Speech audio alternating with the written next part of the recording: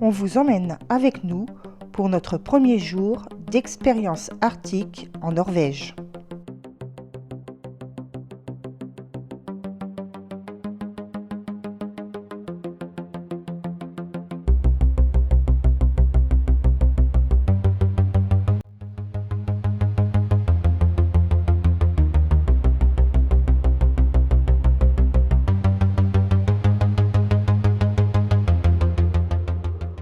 Nous nous envolons vers Narvik, située à 220 km au nord du cercle polaire arctique.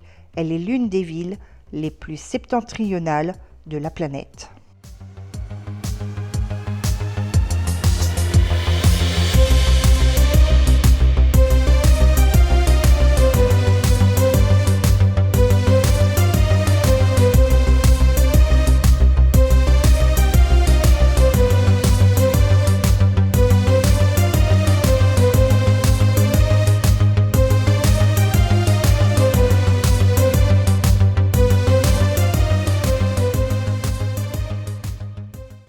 À notre arrivée, nous rencontrons notre guide et notre chauffeur de bus qui resteront avec nous tout au long de notre voyage. Avec 5,5 millions d'habitants, la Norvège est, après l'Islande et la Russie, le pays le moins densément peuplé d'Europe. Les trajets en autocar seront longs, mais nous serons éblouis par les paysages défilant sous nos yeux.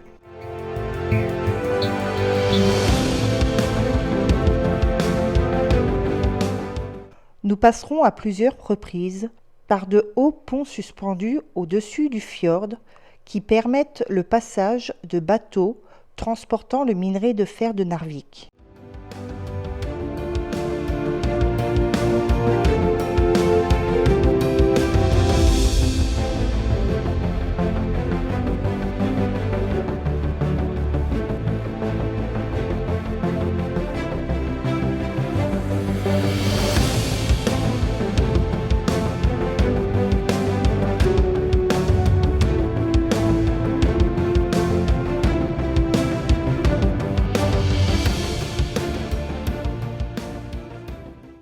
Nous commençons à nous rapprocher de notre destination et apercevons à travers les vitres nos premiers rennes.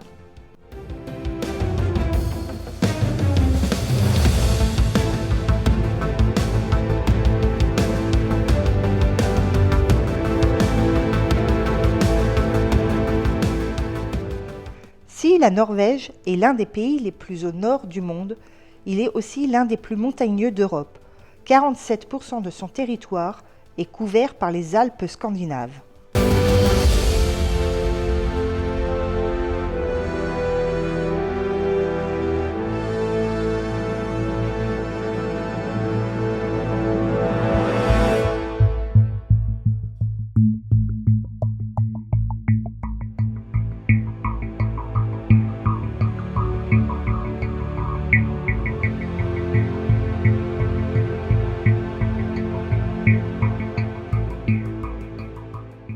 Nous venons d'arriver à l'élevage de rennes de Laila.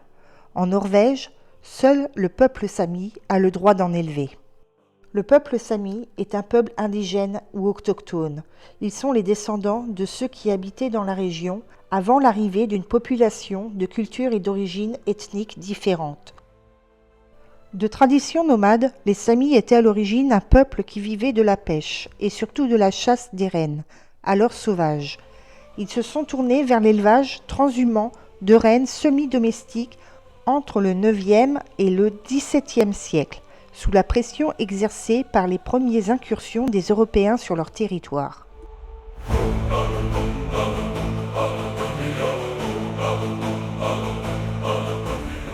Comme nous avons pu le voir pendant le transport, la majorité des rennes sont laissées en totale liberté dans les grands espaces sauvages de la Laponie, qui est une région transnationale à cheval sur les territoires norvégiens, suédois, finlandais et russes.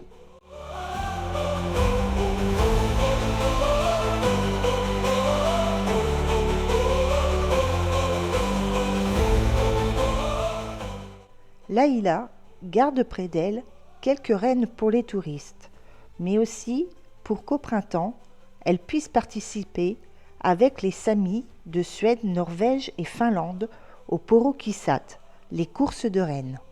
C'est un moment de partage, mais aussi de grande fierté et de prestige pour les éleveurs dont les rennes remportent les courses.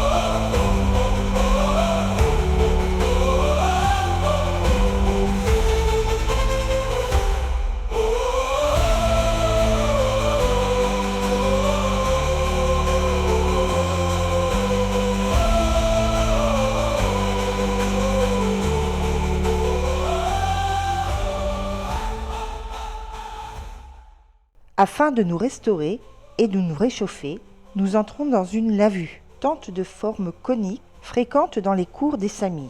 Elles y sont souvent utilisées pour fumer la viande. Les Samis ont longtemps employé ces tentes comme abri portatif. Faciles à transporter et à dresser, étaient à l'origine recouvertes de peau de renne.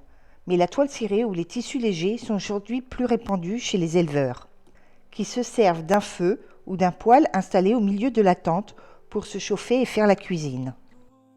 Notre repas s'est composé du bidos, un plat national des Samis, composé de viande de renne mijotée, de pommes de terre et de carottes, parfois additionné d'autres légumes racines. Scindés en 2 groupes, la Hula est venue nous rejoindre dans le car afin de nous remercier de notre venue. Pour cela, elle nous a interprété un chant traditionnel Sami, un yoik. So this is about a brown bear hunter, not a brown beer hunter, but brown bear hunter. C'est une chanson au sujet d'un chasseur d'ours bruns et non pas un chasseur de bière brune. And this is from the time when they were hunting bears with 3-meter long spears, and they poked the bear at this time of year, woke him from his long sleep. So he was very grumpy when he came out.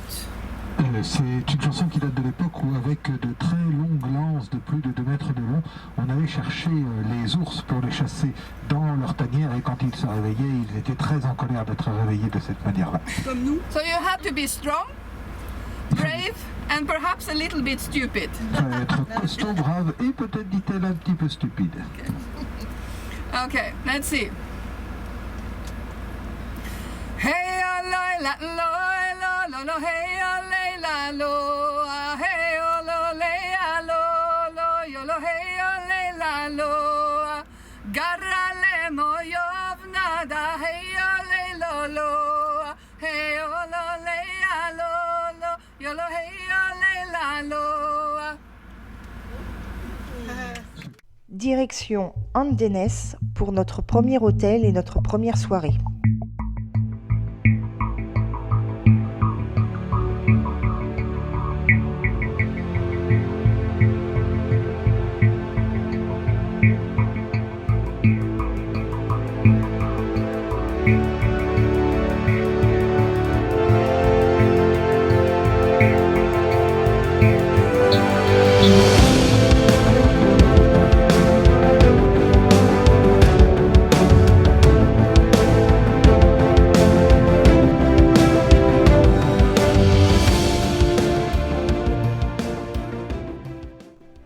L'appellation fjord est reprise dans la plupart des langues du monde, dans lesquelles elle ne semble pas avoir trouvé d'équivalent. Ce mot est un emprunt à la langue norvégienne. En effet, la grande majorité des fjords de la planète se concentrent sur la côte occidentale de la Norvège.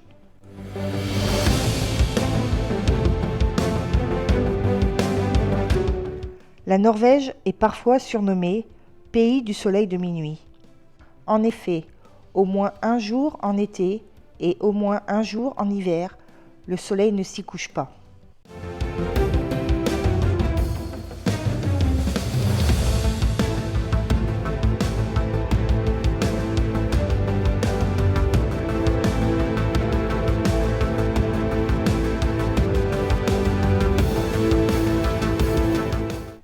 La vue de notre hôtel d'Andenès nous donne l'impression d'être dans un village de Noël.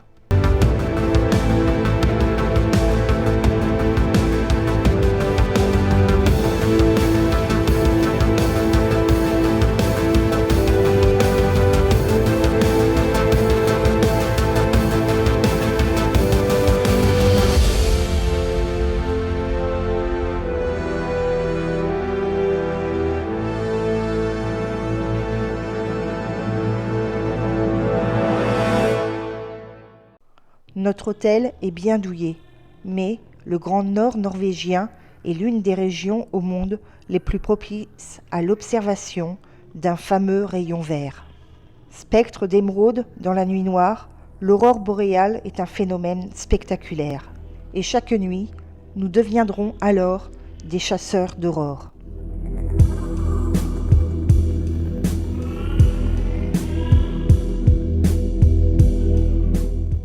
Nous nous éloignons un peu de la ville et nous dirigeons vers la côte et le port. Les aurores boréales sont visibles grâce à la rencontre des particules du vent solaire et des gaz de la haute atmosphère terrestre. Les particules solaires sont attirées vers les pôles, qui agissent comme des aimants puissants. Elles se heurtent alors à la couche supérieure de l'atmosphère et s'embrasent. Nous avons pu capter quelques aurores boréales en passant notre téléphone en mode nuit.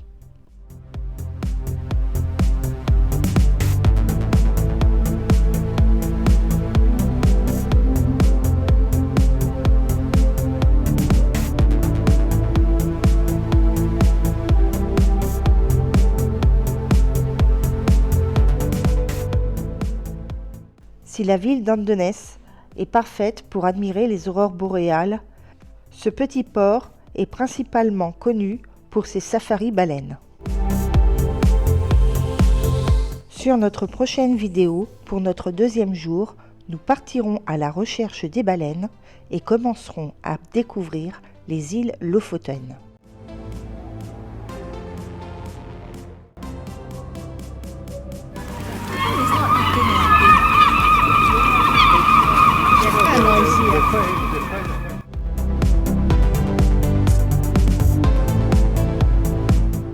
Et comme en fin de chaque vidéo, nous vous disons à bientôt.